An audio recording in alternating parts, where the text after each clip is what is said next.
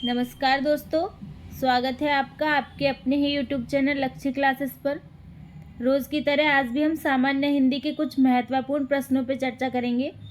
आप सब लोग जल्दी से जल्दी जुड़ जाइए और सेशन को शेयर कर दीजिए अपने सभी दोस्तों में, ताकि सभी लोग जल्दी से जुड़ जाएं और हमारे महत्वपूर्ण प्रश्नों का लाभ उठा सकें।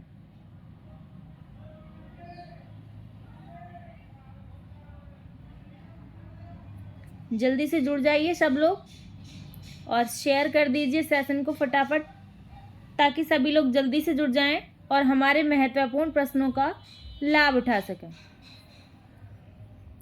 चलिए, आशा करते हैं सब लोगों ने शेयर कर दिया होगा ईमानदारी के साथ। चलते हैं अब विचार पर।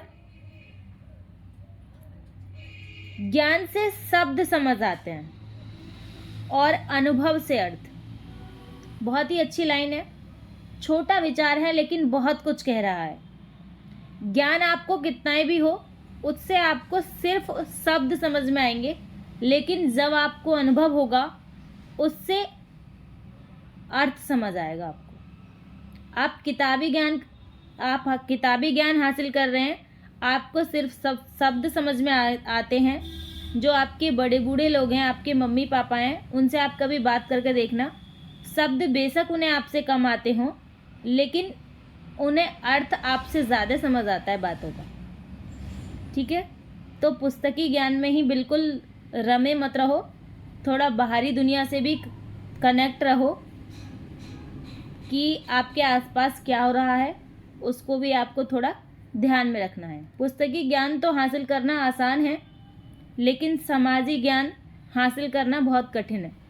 आजकल की दुनिया में इसलिए ही लोग पीछे हैं, क्योंकि पुस्तकी ज्ञान ज़्यादा हासिल कर रहे हैं बच्चे, समाज का ज्ञान उन्हें नहीं है।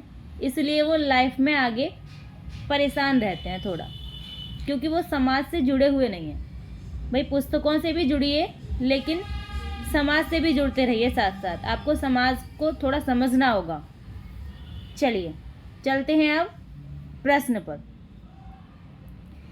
किस भाव की परिपक्व अवस्था को रस कहा जाता है? प्रश्न बहुत ही अच्छा है। जल्दी से कमेंट बॉक्स में आंसर दीजिए। ऐसा कौन सा भाव है जिसकी परिपक्व अवस्था को हम रस कहते हैं? अनुभाव है, विभाव है, संचारी भाव है या स्थायी भाव है? जल्दी से कमेंट बॉक्स में आंसर दीजिएगा भाई। क्या होगा इसका आंसर?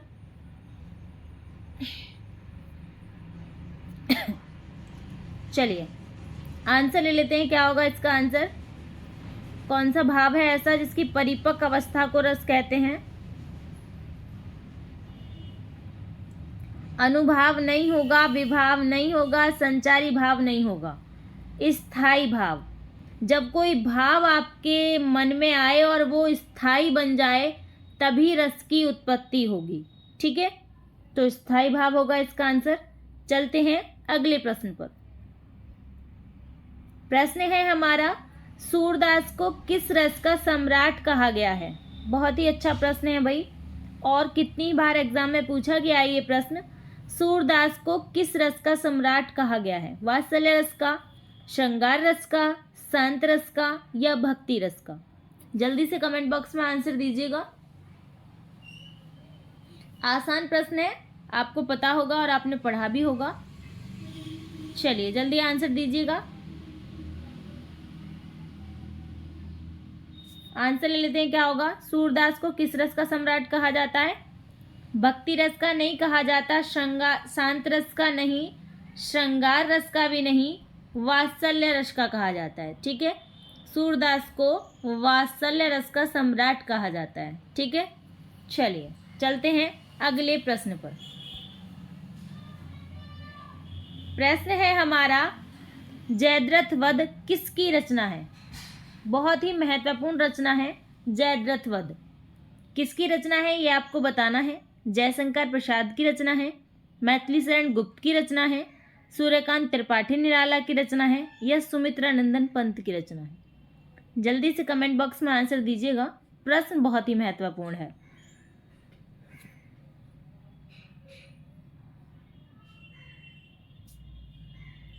चलिए, आंसर ले लेते हैं क्या होगा। जयद्रथ वध जो है ये मैथिली सेन गुप्त की रचना है। ठीक है, याद रखना है, जयद्रथ वध मैथिली सेन गुप्त की महत्वपूर्ण रचना है। चलते हैं अगले प्रश्न पर। प्रश्न है हमारा, निम्नलिखित में से सकर्मक क्रिया बताओ। सकर्मक क्रिया बतानी है आपको, कौन सी है? चलना है, सोना है, मुस्कुराना है या लिखना है? कौन सी क्रिया ऐसी है जिसमें कर्म छुपा हुआ है, मतलब वो सकर्मक क्रिया है? जल्दी से कमेंट बॉक्स में आंसर दीजिएगा।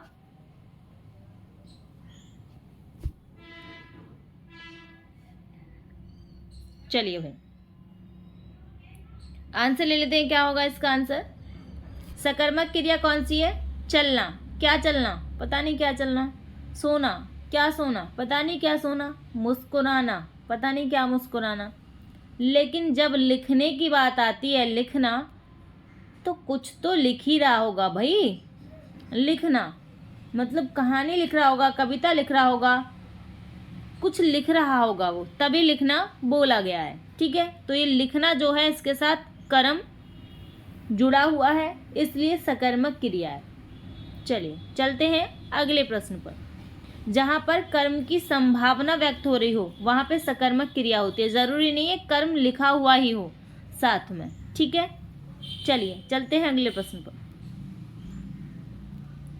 प्रश्न है हमारा, अपनी ढपली अपना राग।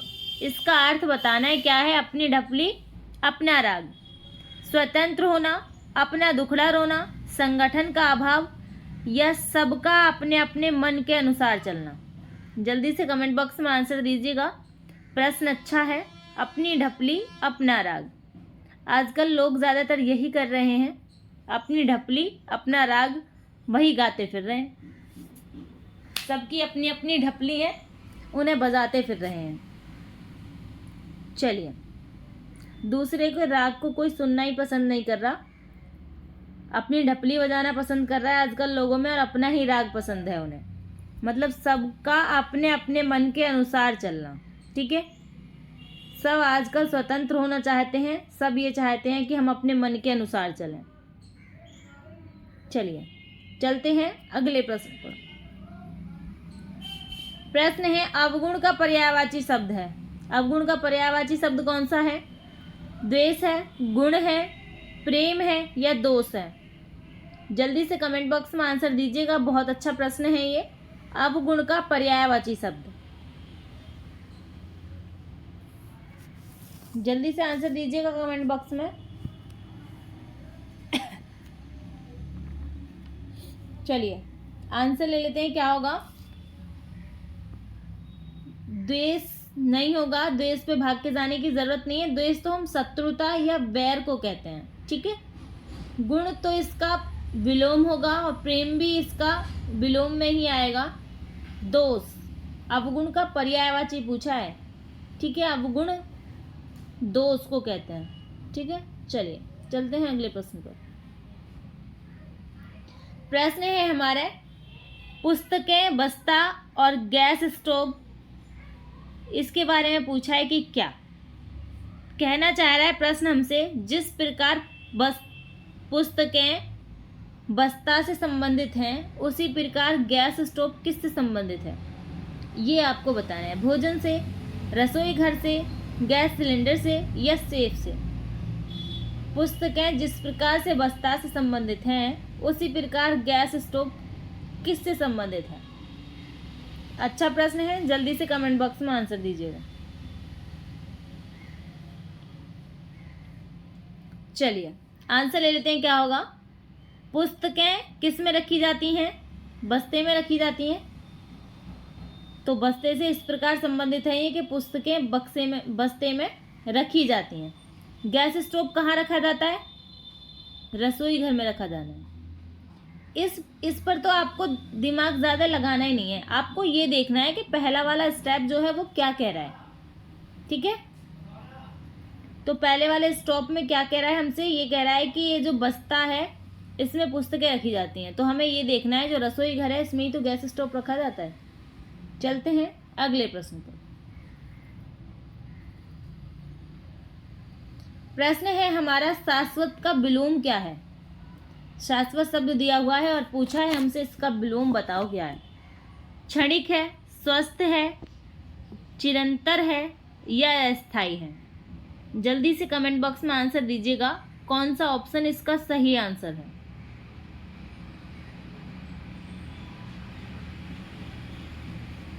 चलिए आंसर ले लेते हैं। आंसर लेने से पहले ये देख लेते हैं शाश्वत कहते किसको हैं। ठीक है, शाश्वत कहते हैं सदा रहने वाले को। जो सदा रहने वाला है उसे शाश्वत कहते हैं। ठीक है, जैसे सूर्य आसमान में दिखाई देता है तो आसमान में ही दिखाई देगा वो, ये शाश्वत सत्य है। ऐसा नहीं है कि आज आसमान में दिखाई दे रहा है तो कल जमीन में दिखाई देगा, नहीं। अब इसका विलोम क्या होगा। ए ऑप्शन बिल्कुल सही है भाई, क्षणिक जो है इसका विलोम होगा। सदा रहने वाला मतलब सदा जो एक जगह रह रहा है वो शाश्वत है। क्षणिक कुछ क्षण के लिए यहाँ और कुछ क्षण के लिए वहाँ, ये है क्षणिक इसका विलोम। चलिए चलते हैं अगले प्रश्न पर।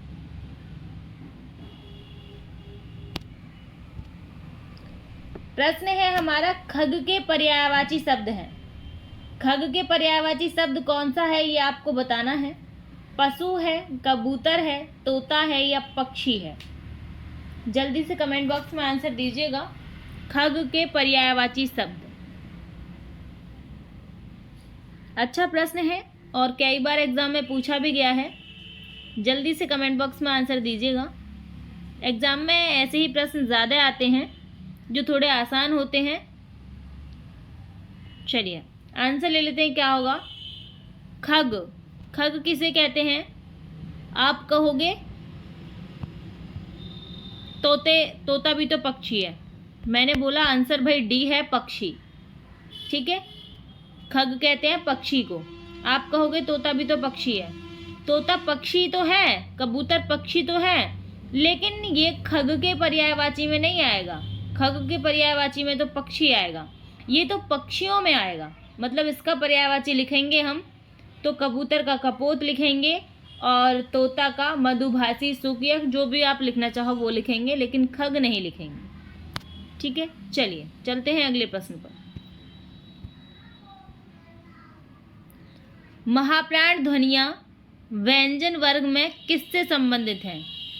ये आपको बताना है कौन सा व्यंजन वर्ग ऐसा है जिससे महाप्राण ध्वनियाँ संबंधित हैं। पहला, दूसरा, दूसरा तीसरा, दूसरा चौथा, पहला चौथा। जल्दी से कमेंट बॉक्स में आंसर दीजिएगा। बहुत अच्छा प्रश्न है ये। ऐसी कौन मतलब जो महाप्राण ध्वनियाँ होती हैं वो व्यंजन वर्ग के कौन कौन सी होती हैं, मतलब दूसरी, पहला, दूसरी होती हैं। अब जल्दी से कमेंट बॉक्स में आंसर दीजिएगा। पूरी एक लाइन, पूरा एक वर्ग लिख लीजिए। जैसे मैं कै वर्ग को लिख लेती हूँ। ठीक है, कै वर्ग मैंने लिख लिया। अब हम क्या करेंगे, कै वर्ग में पहला, तीसरा और पांचवा, ये क्या होता है, अल्प प्राण होते हैं ये। ठीक है, दूसरा और चौथा ये क्या होते हैं, महाप्राण होते हैं। तो इसमें दूसरा और चौथा कहाँ लिखा हुआ है, सी ऑप्शन में। दूसरा और चौथा, हमसे महाप्राण ही तो पूछा है, तो अल्प प्राण पूछा होता तो पहला और तीसरा। ठीक है, पहला और तीसरा लगा देते हम, लेकिन हमसे महाप्राण पूछा है तो दूसरा और चौथा। चलते हैं अगले प्रश्न पर। प्रश्न है हमारा, आग्रह का विलोम है। शब्द दिया हुआ है आग्रह और इसका विलोम पूछा है हमसे। जल्दी से कमेंट बॉक्स में आंसर दीजिएगा, आग्रह का विलोम क्या होता है। उपग्रह होता है, दुराग्रह होता है, विग्रह होता है या अनुग्रह होता है। आसान प्रश्न है। आग्रह का जो विलोम होता है वो दुराग्रह होता है। ठीक है, आप कहेंगे अनुग्रह क्यों नहीं होता। अनुग्रह तो विग्रह का विलोम है। ठीक है, अनुग्रह का मतलब तो कृपा होती है। ठीक है, चलिए चलते हैं अगले प्रश्न पर। प्रश्न है हमारा, सलिल किसका पर्यायवाची है। बहुत ज़्यादा महत्वपूर्ण प्रश्न है, बहुत बार एग्जाम में पूछा गया है। सलिल किसका पर्यायवाची है, वायु का, जल का, अग्नि का या कमल का? जल्दी से कमेंट बॉक्स में आंसर दीजिएगा। किसका पर्यायवाची है सलिल?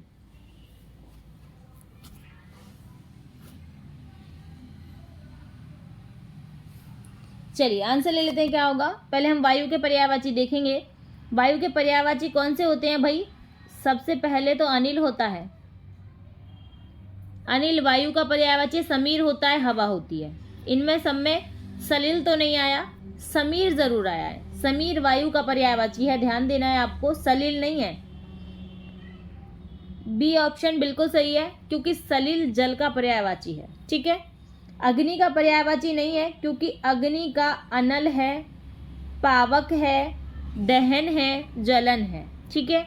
कमल का पर्यायवाची नहीं है, क्योंकि कमल के अंबुज हैं, पंकज हैं और पंखरू हैं, और भी बहुत सारे पर्यायवाची हैं, वनज भी हैं। तो कमल का नहीं है, अग्नि का नहीं है। इन दोनों में अग्नि का पर्यायवाची अनल है और वायु का पर्यायवाची अनिल है। ये बहुत बार एग्जाम में पूछा गया, इसको भी आपको ध्यान देना है। जल का पर्यायवाची सलिल है और वायु का पर्यायवाची समीर है। चलिए चलते हैं अगले प्रश्न पर। प्रश्न है, हाथ मलना का अर्थ है। हाथ मलना मुहावरा दिया हुआ है और इसका अर्थ पूछा है हमसे। हार मान लेना, पछताना, दोनों हाथों को मसलना या खो देना। जल्दी से कमेंट बॉक्स में आंसर दीजिएगा। हाथ मलना का क्या अर्थ है? अच्छा प्रश्न है।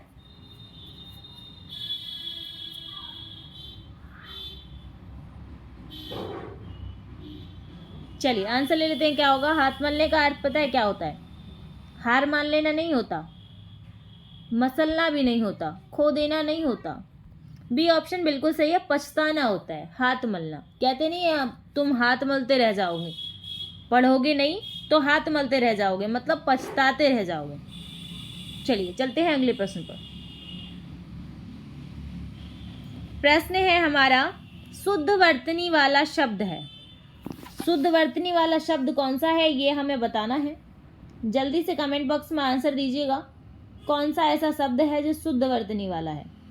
जल्दी से कमेंट बॉक्स में आंसर दीजिएगा भाई। अनिष्ट शब्द लिखा हुआ है और ये आपको बताना है शुद्ध वर्तनी में कैसे लिखा जाता है।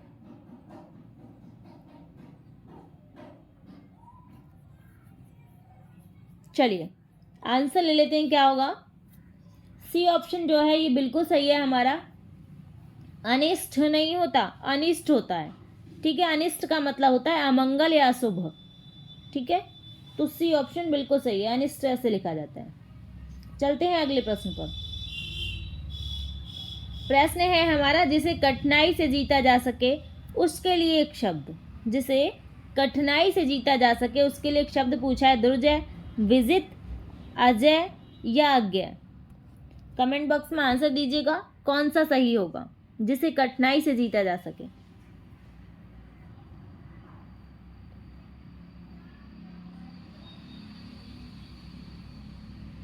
चलिए आंसर ले लेते हैं, क्या होगा। जीता तो जा रहा है लेकिन कठिनाई से जीता जा रहा है। ठीक है। अजय किसे कहते हैं? जिसे जीता जा सके, मतलब जिसे बिना कठिनाई के जीता जा सके उसे कहते हैं अजय। जिसे कठिनाई से जीता जा सके उसे कहते हैं दुर्जय। ठीक है। दुर्जय मतलब वो कठिनाई से जीता जा रहा है और अजय का मतलब है जिसे जीता जा सके, जिसे जीता ना जा सके। सॉरी भाई, अजय उसे कहते हैं जिसे जीता ना जा सके। दुर्जय का मतलब है जीता तो जा सके लेकिन कठिनाई से जीता जा सके। ठीक है। और अज्ञेय किसे कहते हैं? जो जाना न जा सके उसे अज्ञेय कहते हैं। विजित किसे कहते हैं? जीता हुआ, जिस पे विजय प्राप्त कर ली हो उसे विजित कहते हैं। ठीक है। और अजय मैंने अभी बताया ही है आपको, जिसे जीता ना जा सके। चलिए चलते हैं अगले प्रश्न पर। तिरस्कार शब्द का संधि विच्छेद क्या होगा, ये आपको बताना है। तिरस्कार शब्द दिया हुआ है और इसका संधि विच्छेद बताना है। जल्दी से कमेंट बॉक्स में आंसर दीजिएगा भाई। 4 ऑप्शन आपके सामने हैं, कौन सा ऑप्शन सही होगा ये आपको बताना है। और ये भी बताना है इसमें संधि कौन सी होगी। जो इसका संधि विच्छेद सही बताएगा उसे संधि भी पता होगी कौन सी होगी। तो जल्दी से कमेंट बॉक्स में आंसर दीजिएगा। चलिए आंसर ले लेते हैं, क्या होगा। तिरस्कार शब्द दिया हुआ है और इसका संधि विच्छेद होगा बी ऑप्शन, तिरह धनकार। ठीक है, तो आपको पता ही चल गया होगा विसर्ग संधि है। ठीक है, चलो चलते हैं अगले प्रश्न पर। प्रश्न है हमारा, पवन शब्द का सही संधि विच्छेद है। पवन शब्द का सही संधि विच्छेद क्या है ये आपको बताना है। जल्दी से कमेंट बॉक्स में आंसर दीजिएगा भाई। पवन शब्द का संधि विच्छेद बहुत ही महत्वपूर्ण प्रश्न है, आसान बेशक है, लेकिन कितनी बार एग्जाम में पूछा गया ये, जल्दी से आंसर दीजिएगा।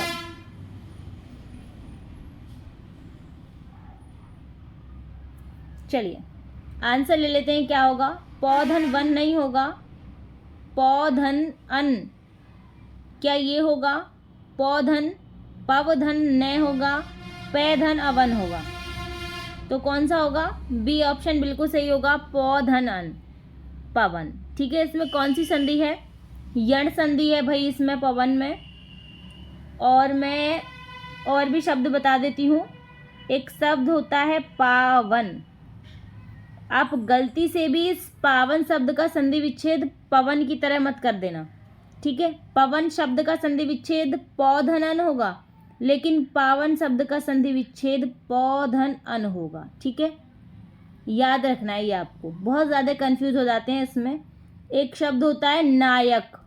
नायक शब्द का संधि विच्छेद कैसे होता है पता है, ने धन अक। ठीक है, ये सब यण संधि के उदाहरण हैं और बहुत बार एग्जाम में पूछे गए हैं, इसलिए मैंने बता दिए हैं। चलते हैं अगले प्रश्न पर। प्रश्न है हमारा, अहेर शब्द का तत्सम है। शब्द दिया हुआ है अहेर और इसका तत्सम पूछा है हमसे, क्या है। अरहर है, अहीर है, अषाढ़ है या अखेत है। जल्दी से कमेंट बॉक्स में आंसर दीजिएगा, बहुत महत्वपूर्ण प्रश्न है। अहेर शब्द का तत्सम,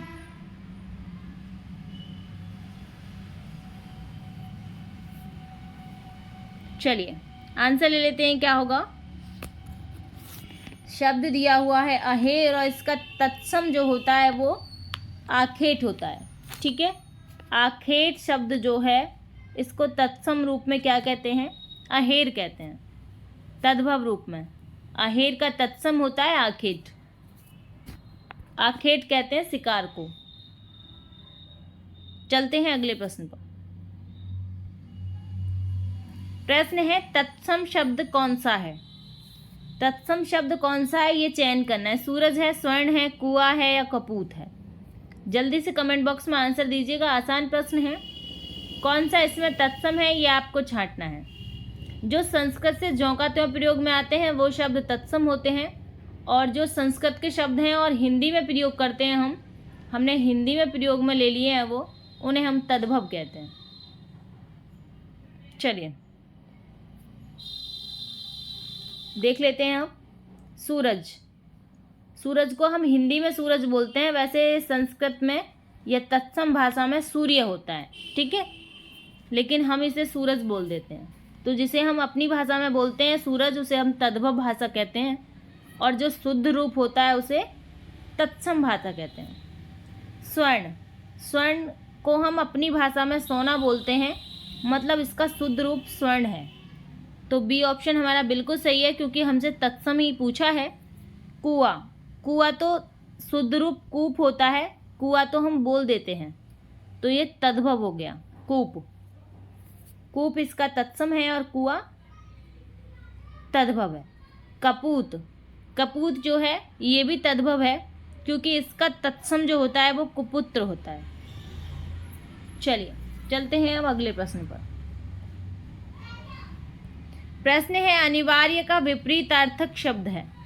शब्द दिया हुआ है अनिवार्य और इसका विपरीतार्थक पूछा है, क्या है। निवारणीय, ऐच्छिक, अनावश्यक या आवश्यक। जल्दी से कमेंट बॉक्स में आंसर दीजिएगा, क्या होगा अनिवार्य का विपरीतार्थ शब्द। आज के सेशन का लास्ट प्रश्न है और बहुत ही महत्वपूर्ण प्रश्न है, जल्दी से आंसर दीजिएगा भाई। सेशन को शेयर कर दीजिए, बाद में भी देख लेंगे बच्चे, कोई बात नहीं है।